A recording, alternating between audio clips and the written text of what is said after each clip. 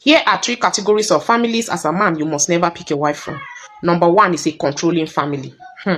Yes, I've told you guys here of a story of this young man who came on my counseling session. He went for what they call the knocking of the door. The first time you go to see your in-laws, he went in company of his father and another elder from his father's family, from his family.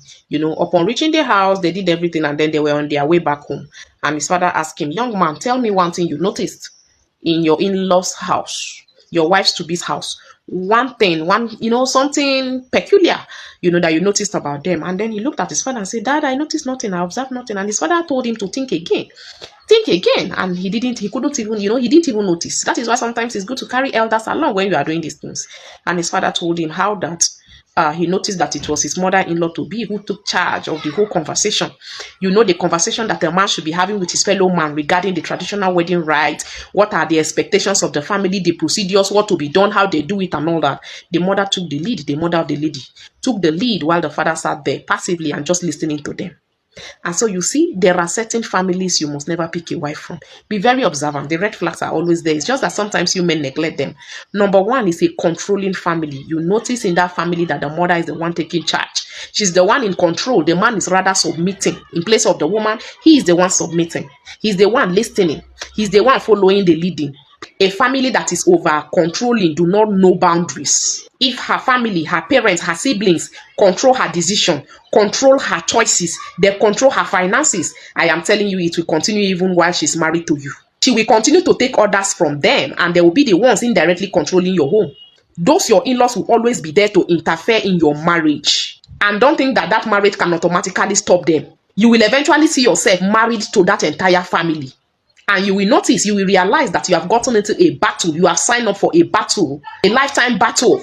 Number two is a family that have normalized disrespect. There are certain families that are filled with, abusive words. You see them insult themselves. They call themselves all manner of names. There is no respect. Nothing like recognizing hierarchy in that home.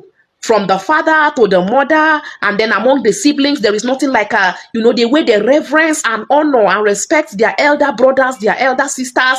You do not see that thing there. It is not about how she relates with you alone, but you see, most times you can read about that woman in your life, her genuine nature. You can see it from her relationship with others out there, her family, how she reverences and relates with her elder ones, how she respects them, how highly she speaks of her father, how she respects him, how you see her mother respecting her father. A family where respect is a thing, where they value hierarchy, where honor is given to who honor is due.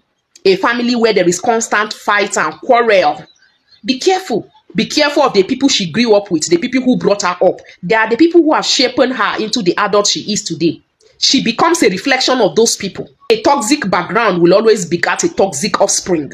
Your love for her can never override the deep-rooted pattern, the deep-rooted lifestyle, the deep-rooted value of disrespect they have in that home. Adult family members who are fair and non-biased. Take your background check very seriously. I am telling you, a broken relationship is better than a broken marriage.